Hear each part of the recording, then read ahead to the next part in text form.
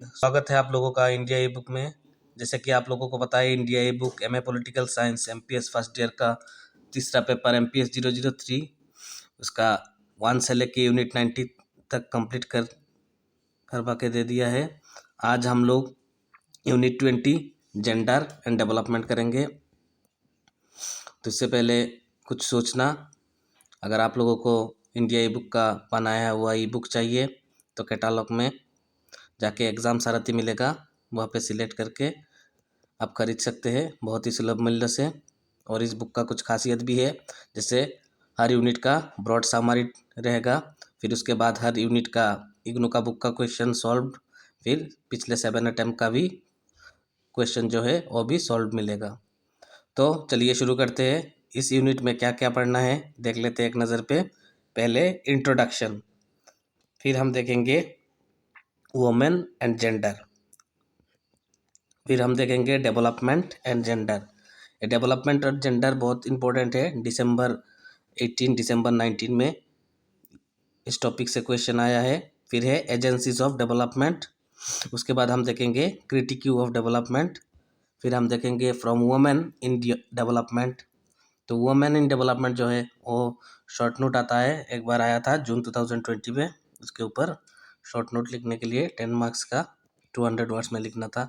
Gender and development, gender development and justice, ये भी important है, दिसंबर 2020 पे आया था। फिर हम लोग exercise and past 6 attempt question जो है वो देखेंगे। तो चलिए शुरू करते हैं। इंट्रोडक्शन, तो एक्चुअली क्या है, जो बायोलॉजिकल डिफरेंस है, बायोलॉजिकल डिफरेंस के कारण ही मैन एंड वुमेन जो है उसको हम लोग मतलब दो कैटेगरी कर सकते हैं। और इसे सोशियली कहा जाता है कि मतलब मेल और फीमेल कह सकते हैं। मतलब जो डिफरेंस है मेल और फीमेल के बीच में, और डिफरेंस क्यों है, और बायोलॉजिकल डिफरेंस है, मतलब जन्म से ही होता है बायोलॉजी के कारण। ठीक है, वही मैस्कुलिन और फीमेलिन करेक्टर देता है। मैस्कुलिन करेक्टर मेल के पास होता है और फेमिनिन फीमेल के पास होता है। यह जो डिफरेंस है लिंक के आधार पे, इस ये डिफरेंस के वजह से बहुत सारा अनसाइंटिफिक, इरिलेशनल एंड आर्टिफिशियल डिफरेंस भी देखे जा सकते हैं मैन एंड वुमेन के बीच में। एक्चुअली क्या है, ये जो डिफरेंस है, जो लिंक होता है, वो actually natural and biological difference के वजह से होता है। ठीक है, और जेंडर जो है वो अलग चीज़ है, सेम चीज़ नहीं है। Sex and gender are not similar. Sex is the natural and biological sense, and gender जो है वो सोशल एंड कल्चरल फेनोमेनन है, and hence changes its definition. इसके वजह से इसका डेफिनेशन में भी सिमिलर नहीं है, अलग अलग है according to its social cultural local. तो एक फेमिनिस्ट थे अन्नी ओकाले, तो एन ओकाले। तो फेमिनिस्ट क्या होते हैं, जो लोग मतलब वुमेन का जो वुमेन एक्टिविस्ट कह सकते हैं, जो लोग मतलब वुमेन के हक के लिए बहुत ज़्यादा एक्टिव रहते हैं, वुमेन एक्टिविस्ट, तो उनको फेमिनिस्ट कहा जाता है। तो ये pioneering feminist Ann Oakley has tried to state in this terms, उन्होंने कहा था कि जेंडर जो है, gender is a matter of culture, it refers to the social classification of man and women into masculine and feminine. तो gender जो है वो एक कल्चर का मैटर है। Gender reflects the existing power relationship in any given society. The power relations in society are unequal nature and where women are given secondary position to men। तो ये भी एक कल्चरल सोशल फेनोमेना है, जो primary man को देखा जाता है, फिर सेकंड किसी सोसाइटी में वुमेन को देखा जाता है। मतलब प्राइमरी दोनों को सम इक्वल नज़र से देखा नहीं जाता है, यही कह रहे हो वुमेन एंड जेंडर। तो क्या है women and gender? According to historians, gender relations women have given a lower socio economic and political status in hierarchy. तो जो फीमेल लोग हैं, वुमेन लोग, महिला लोग, उनको मतलब एक लोअर सोशियो इकोनॉमिक स्टेटस मिला है, पॉलिटिकल स्टेटस भी लो है उनका, और हायरार्की में और नीचे है, मतलब मैन के नीचे। Their status is determined by the politically and economically dominant power, which is quite often wielded by the male, be as an individual or as a group। ये वाला लाइन हम लोगों ने देख लिया है।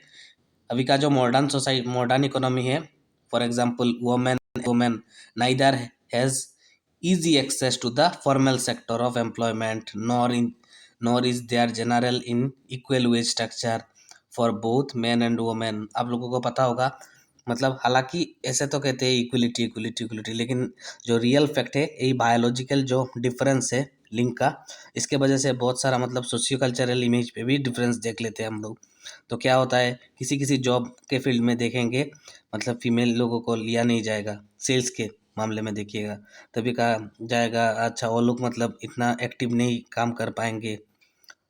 तो इसके वजह से मतलब उसके बाद अगर वाइफ हुए तो मैटरनिटी लीव देना पड़ेगा, तो वाइफ को तो जॉब मिलना और भी मतलब मुश्किल हो जाता है। ठीक है, ऐसे आप लोग देखेंगे अक्सर ही होता है, लेकिन और भी सैलरी भी कम रहता है मैन एंड वुमेन का। जैसे आपके मतलब डे लेबर जो देखेंगे, वहाँ पे देखेंगे किसी मेल जो डे लेबर है उसका अगर पर डे जो इनकम है वो 500 होगा, तो वही काम मतलब फीमेल जो होगी वर्कर वो 300 रुपये में हो जाएगा। तो ऐसा चीज़ आप लोगों को मिलेगा, that is women are paid less than the man for the same job. They also lack access to space and institutions to express themselves। तो उन लोग मतलब वुमेन लोगों को स्पेस नहीं दिया जाता है और सभी इंस्टीट्यूशन में मतलब उनको एक्सप्रेस करने के लिए चांस नहीं दिया जाता है। और घर में भी देखिएगा, at home from selecting a partner to planning the size of the family, one finds her power of decision making is quite often circumscribed by familial, societal and community rules and norms। तो घर पे भी ऐसे ही होता है। तो देखिए आपके घर पे, आप एक बार देख के अंदाज़ा लगाइए, तो डिसीजन लेने का हक किसके पास होता है ज़्यादा, मम्मी के पास या पापा के पास आपका? तो देखिएगा ज़्यादा से ज़्यादा घर पे मतलब मम्मी के पास डिसीजन मेकिंग पावर कम रहता है, और उस डिसीजन में फैमिली का, सोसाइटी का, कम्युनिटी का जो रूल्स है और नॉर्म्स है उस एरिया का, तो वो भी मतलब इफ़ेक्ट करता है।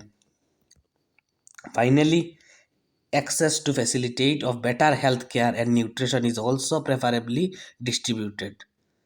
Women either as girl children or as pregnant women or merely as women do not get the required attention। तो जितना अटेंशन मिलना चाहिए उन लोगों को इतना अटेंशन नहीं दिया जा रहा है। This gets reflected in the rate of mortality and exposure to illness.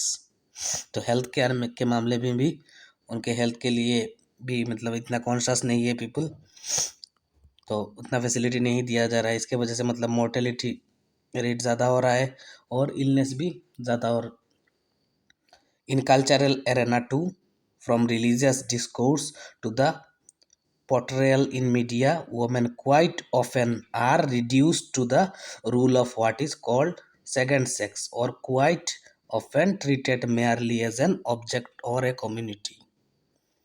तो कल्चरल एरेना में भी बहुत सारा आप देखेंगे, बहुत सारा रिलीजियस टेम्पल है वहाँ पे मतलब फीमेल लोगों का, जैसे कि वो आपका सनी सिंगापुर मामला था, तो वहाँ पे मतलब एक एज का फीमेल लोगों का एंट्री नहीं था।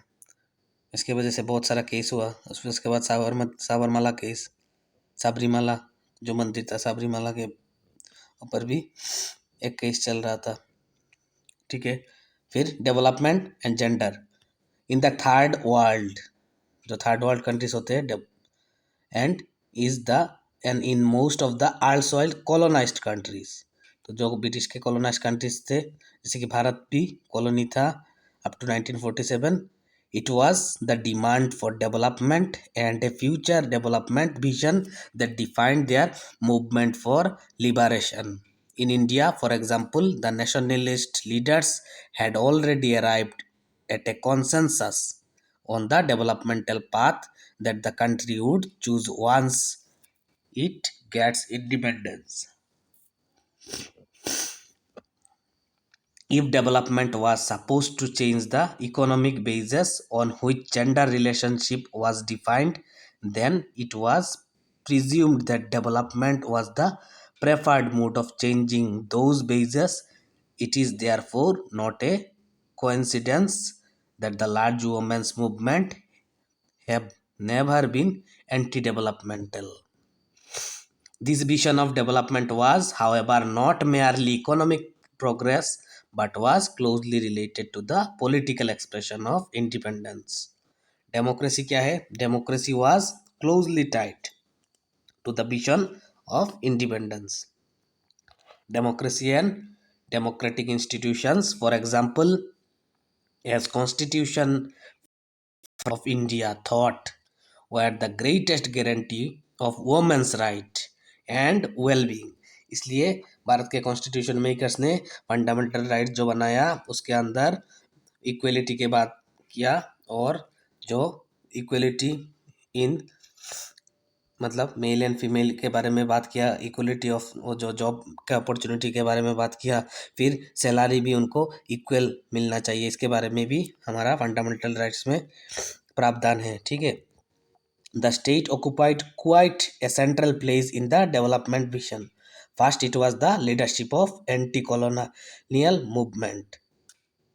Second, it was only the state which could have mobilized resources at such large quantum and therefore became quite crucial. Equality, the legal rights of man and woman. तो equality क्या है? समानता man and women का legal right है, मतलब कानूनी हक है. And the idea of citizenship were the key to such modernisation in India. First reform measure was the reform in Hindu succession act 1965 जो था, उसमें मतलब रिफॉर्म किया गया in which women were given equal rights और इनहेरिटेंस. तो Hindu succession जो act था और 1965 में उसको मतलब चेंज किया गया, और जो मतलब इनहेरिटेंस प्रॉपर्टी का इनहेरिटेंस मतलब पापा के बाद वाला, उसमें मतलब लड़का लड़की दोनों को समान अधिकार मिला है. इसके वजह से आपका अगर कुछ प्रॉपर्टी हो आपके पिताजी का, तो आप लड़के लड़की जो भी है दोनों का सिमिलर समान समान हक होगा उस प्रॉपर्टी में से. इसे इनहेरिटेंस कहते हैं according to Hindu succession act 1965 है. यह सबसे पहला मेजर था फीमेल लोगों के इक्वलिटी के ऊपर भारत में. ठीक है. अगला जो है agencies of development. There is a link between the change of the overall status of women and autonomy that she gains through changes in some crucial areas of her life, that is access to education. Female लोगों को education में access मिले, मतलब वो education कर सके किसी भी क्षेत्र में जैसे मेल लोग करते हैं. बेटर हेल्थ केयर अच्छा हो. एक्सेस टू गेनफुल एम्प्लॉयमेंट भी मिले उन लोगों को, अच्छा employment. And opportunity to take decision, वो लोग यही इसमें ज़्यादा से ज़्यादा प्रॉब्लम दिखा जाएगा, अपॉर्चुनिटी टू टेक डिसीजन. तो फीमेल लोग अक्सर क्या होता है मतलब खुद का डिसीजन नहीं ले पाते, मतलब जन्म से पहले पहले तो गार्जियन का डिसीजन, फिर जब शादी हो जाता है तब ससुराल का डिसीजन, तो वो अपना डिसीजन कभी अपने लाइफ में ले ही नहीं पाते. बहुत मतलब इंडिया में ये आप कह सकते हैं ऑलमोस्ट 60% फीमेल का डिसीजन मतलब डिपेंडेंट है किसी दूसरे के ऊपर. सिर्फ 30 से 40% फीमेल होंगे वो खुद डिसीजन ले पाते हैं. वो एक्चुअली जो डेवलप्ड एरिया में रहते हैं वहाँ पे खुद का डिसीजन लिया जाता है ऐसा, लेकिन फिर भी कुछ ना कुछ तो कॉम्प्रोमाइज़ रहता ही है. The 3 agencies which seem to help her in the struggle to break this circle. तो 3 एजेंसी है जो स्ट्रगल है फीमेल लोगों का, इसको ब्रेक कर सकता है इस सर्कल को, स्ट्रगल का सर्कल को. तो पहला कौन कौन है? पहला है द इंडिविजुअल, मतलब जो वुमेन है वो हरसेल्फ, शी हरसेल्फ. दूसरा द कम्युनिटी जो है उनका जो इस जिस एरिया में रहता है, जिस सोसाइटी में रहता है उस community. The community that she lives. And तीसरा जो है वो है मॉडर्न टाइम स्टेट। तो स्टेट जो है मॉडर्न टाइम का उसके ऊपर डिपेंड करेगा आपका। ये तीनों सर्कल है, इन तीनों सर्कल जो एजेंसी है, इन तीनों एजेंसी और जो स्ट्रगल है वोमेन लोगों का, इसको ब्रेक कर पाएगा। ठीक है, याद रखिएगा, बहुत ईजी है, एजेंसीज ऑफ डेवलपमेंट। ठीक है, ये तीन एजेंसी था। फिर in recent times there have been other agencies, और भी एजेंसी है नए टाइम पे, जैसे यूनाइटेड नेशंस, ये बहुत सारे काम कर रहे हैं फीमेल लोगों के लिए, वुमेन लोगों के लिए। ठीक है, वुमेन इक्वलिटी के लिए। द वर्ल्ड बैंक, उसके बाद multinational aid and development agencies with supra state और multinational agencies. However at the moment in most places they try and evoke primarily the agencies of self community and the state in furthering the interest and development of the woman. There is a strong belief, that is the libertarian, which insists it is the individual and her merit that alone count. Any intervention by the community and the state on her behalf, they argue, proves not only counterproductive in the final analysis but also detrimental to her well-being. The basic proposition is that women's development and freedom lies in the community itself. जो community है उस पे depend करेगा women's development and freedom, where rights are enriched. It is therefore the community which should be galvanized to further the development of women. The religious communities, that is there are बहुत सारे religious communities, village communities, even artificial communities like trade unions or other professional bodies are literally the epitome of equality between men and women. However, the communities of women have proved to be a successful contribution of feminist movement. तो feminist movement, जो female activist है अपने हक के लिए लड़ाई कर रहे हैं, उनके मूवमेंट के वजह से भी यह सक्सेसफुल हुआ है। ठीक है, एजेंसीज ऑफ डेवलपमेंट में अगला जो है, रुकिए,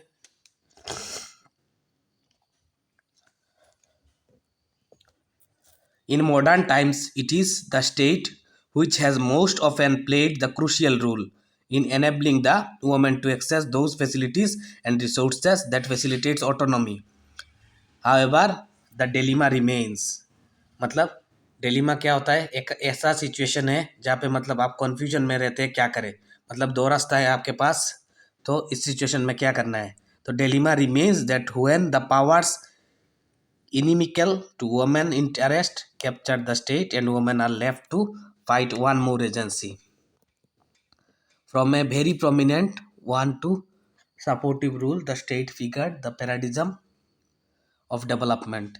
In the socialist model of development, the state played not only a central role but also the organizer and mobilizer of production in society. However, the state has a significant role to play in the developing countries. तो state के हाथ पे बहुत बड़ा rule रहता है इस मामले में। ठीक है, जैसे कि आप स्कैंडिनेवियंस कंट्री है, स्कैंडिनेवियन मतलब नॉर्वे, आपका ओस्लो जो कैपिटल है, नॉर्वे, स्वीडन, फिनलैंड, वो एरिया को स्कैंडिनेवियन कहा जाता है। Even in the Scandinavian countries it is the state, Europe के ऊपर पे जो है स्कैंडिनेवियन, नॉर्थ यूरोप कह सकते हैं इसको। ठीक है, even in the Scandinavian countries it is the state which has come up to mobilize the social resources to provide some of the largest welfare measures to the women. तो उन लोगों ने वहाँ पे मतलब जो फीमेल रैंकिंग है बहुत अच्छा है, वहाँ पे मतलब वुमेन लोगों को ज़्यादा फैसिलिटी मिलता है वो स्कैंडिनेवियन कंट्रीज़ में। ठीक है, वहाँ पे जो स्टेट है वो लोग मतलब वहाँ पे देखेंगे आप, प्राइम मिनिस्टर से लेके प्रेसिडेंट ज़्यादा से ज़्यादा वो फीमेल है। तो आप कुछ ही दिन पहले जो हमारा भारत के पीएम मोदी जी गए थे डेनमार्क पे, वहाँ पे एक सम्मेलन हुआ था नॉर्डिक करके। तो वहाँ पे देखिए कि जहाँ पे ये थे ज़्यादा से ज़्यादा देश का जो मोदी को रिसीव करने आए थे प्राइम मिनिस्टर, वो फीमेल थे। वहाँ पे मतलब जो कल्चर है वो फीमेल के लिए अच्छा है, ठीक है। इन लेटिन मतलब ज़्यादा फ्रीडम मिलता है वहाँ पे। In Latin America, for example, it was the state which provided education to the largest chunk of women. In India, for example, like many other colonized countries, the leadership of freedom movement inherited the state apparatus of erstwhile rulers. They tried to represent those structures into taking up the rule of new developmental taxes, gender, and particularly the development of women was also considered as a responsibility of state. तो भारत में भी women के development के लिए step लिया गया और एक रेस्पॉन्सिबिलिटी माना गया स्टेट का। The women's movement in India, for example, till today, keep forcing and demanding that the state should intervene more and more to bring equality between sexes in public places and workplace, and curb violence against women in both domestic and public places, and provide opportunities to women. तो भारत में सबसे ज़्यादा women movements किस लिए हुआ? Women movements होता है कि लड़के और लड़की में जो वर्क प्लेस है, वर्क प्लेस में सिमिलर ट्रीट किया जाए, फिर उनके अगेंस्ट में जो वायलेंस है उनको कम किया जाए, डोमेस्टिक वायलेंस जो है वो भी कम किया जाए, फिर उनको अपॉर्चुनिटीज़ मिले सभी क्षेत्र में। इसके लिए वुमेन्स मूवमेंट, ये सब वुमेन का मूवमेंट है कह सकते हैं। Critic of development beginning with the to the radical students movement in USA and Europe, there were other events that were changing the world in 1960s. तो पूरा वर्ल्ड में चेंज आ गया था।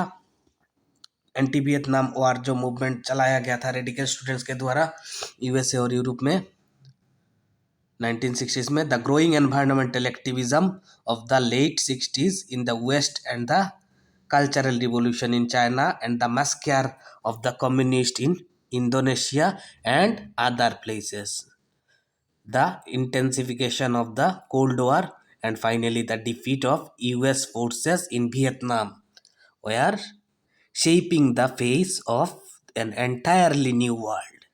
The hike in the oil prices, तो तेल का दाम बढ़ गया था, shocked the first world economy, and there seemed to be a new confidence of the third world countries.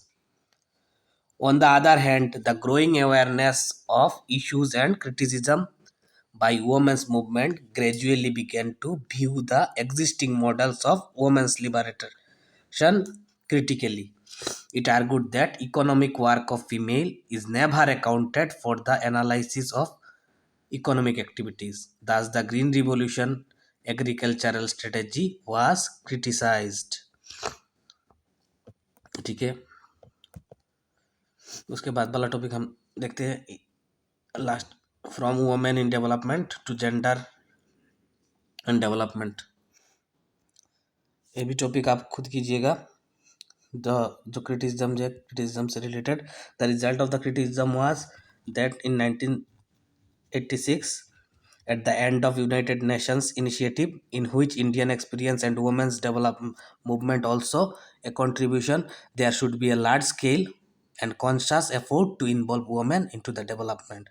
मतलब वुमेन लोगों को कैसे डेवलपमेंट में लाया जाए, डेवलपमेंट का मतलब पार्ट बनाया जाए at strategic level. Women in development approach focused on women as a group, तो सभी वुमेन को एज ए ग्रुप फोकस किया गया है, and should to address the exclusion of women from development process. It emphasised that if development would be incorporate and include women's productive capacity, it would be much more efficient. तो अकेला मतलब mail का development से नहीं होगा, जब भी productive होंगे वुमेन भी, तभी मतलब ओवरऑल फाइनल अच्छा इफिशिएंसी आएगा, तभी मतलब ओवरऑल डेवलपमेंट जिसे सस्टेनेबल डेवलपमेंट कह सकते हैं वो होगा। अगर सोसाइटी का एक सेक्शन मतलब आपका 2 हाथ है, एक हाथ मेल एक हाथ फीमेल, अगर एक हाथ का डेवलपमेंट हो दूसरा हाथ का नहीं हो तो चलेगा क्या? नहीं होगा। तो दोनों हाथ का बराबर से कि डेवलपमेंट होना चाहिए। Global environment concerns issues of smaller communities living in far of places like villages in Himalayan hills और Indian villages in South America, Andes जो पर्वत है, फिर चीपास इन मेक्सिको और African countries etcetera were coming for the discourse on development. From 1974 the women in Garhwal Himalayas got engaged in a long struggle against the felling of trees by government contractors। और गढ़वाल हिमालय कौन सा story है, याद आ रहा है क्या? जो चिपको मूवमेंट था वही है, जो ट्रेस को मतलब काट दिया जा रहा था, तो वो लोग मतलब हक कर रहे थे ट्री को और बोल रहे थे अभी अभी काटिए, इकोलॉजी फॉर इकोनॉमी, ऐसा उन्होंने कहा था, स्लोगन था। हम लोगों ने पिछले चैप्टर में देखा था, यूनिट 18 में, न्यू सोशल मूवमेंट्स में। All this have led to the theoretical domain we get to the reference as gender and development paradigm. This would advocate not to look at women as just to be there to be inducted into some developmental program, but argue for looking at development as something completely different from how it has been perceived so far। Sorry. अगला जो है gender development and justice, तो कैसे relate करते हैं gender development और justice, ये वाला टॉपिक भी आप खुद से देखिएगा। हम लोग कभी बुक का जो क्वेश्चन है वो एक बार देख लेते हैं, क्या क्या था। ये जो पहला question, what is the development and how does it help in ensuring the rights of women. तो डेवलपमेंट क्या है, ये वुमेन का राइट्स को कैसे एंश्योर करता है, पहले वाला टॉपिक से लिखना है, वुमेन एंड डेवलपमेंट से। फिर identify the agencies of development, क्या क्या एजेंसी है, मेनली 3 एजेंसी है। इंडिविजुअल मतलब वुमेन हरसेल्फ, उसके बाद है कम्युनिटी, वुमेन जिस एरिया पे रह रहा है उस कम्युनिटी, उसके बाद है वो स्टेट जिस स्टेट पे रह रहा है, ठीक है। स्टेट मतलब यहाँ पे कंट्री भी कर सकते हैं आप, ठीक है। उसके बाद और भी है जैसे एजेंसीज, जैसे यूनाइटेड नेशंस, वर्ल्ड बैंक, और भी मल्टीनेशनल्स कॉरपोरेशंस भी है। फिर has development been anti women, जो डेवलपमेंट है वो एंटी वुमेन है क्या, उसके बारे में कमेंट करना है। तो डेवलपमेंट क्या एंटी वुमेन हो सकता है क्या? नहीं हो सकता है। डेवलपमेंट दोनों मतलब डेवलपमेंट जब भी हो दोनों फील्ड में हो, सिर्फ मेल के लिए डेवलपमेंट हो ऐसा होगा क्या? तो हालांकि डेवलपमेंट अभी एंटी वुमेन भी कह सकते हैं किसी किसी क्षेत्र में।